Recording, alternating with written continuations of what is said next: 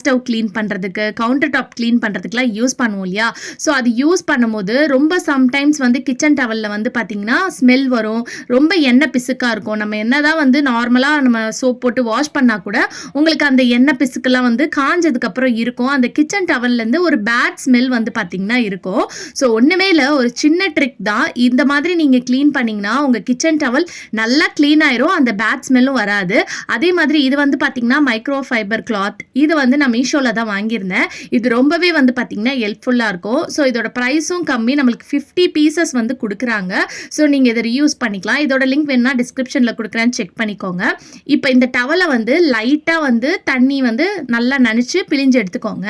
இப்போ இதில் நீங்கள் யூஸ் பண்ணுற டிஷ்வாஷ் லிக்விட் வந்து எடுத்துக்கோங்க. அப்படி டிஷ்வாஷ் லிக்விட் இல்லைன்னா நீங்கள் டிட்டர்ஜென்ட் லிக்விட் இருக்கும் இல்லையா, அதை கூட எடுத்துக்கோங்க. எனக்கு தெரிஞ்சு இந்த விம் லிக்விட் வந்து நல்லா வந்து ஒர்க் ஆகும்.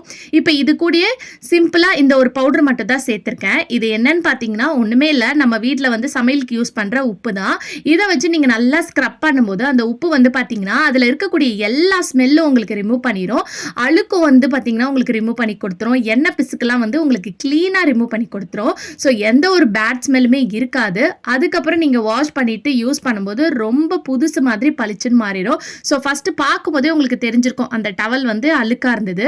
இப்போ இதை நான் நல்லா வாஷ் பண்ணிவிட்டு பிழிஞ்சிட்டு உங்களுக்கு காட்டுறேன் பாருங்கள், எவ்வளோ புதுசு மாதிரி பளிச்சுன்னு இருக்குன்னு பாருங்க. அதே மாதிரி ஸ்மெல்லும் வந்து பார்த்தீங்கன்னா உங்களுக்கு இருக்காது. ஸோ கண்டிப்பாக நீங்கள் யூஸ் பண்ணுற கிச்சன் டவல் வந்து ரொம்ப ஸ்மெல்லாக இருக்குன்னா கண்டிப்பாக இந்த கிளாத் வாங்கி ட்ரை பண்ணி பாருங்க.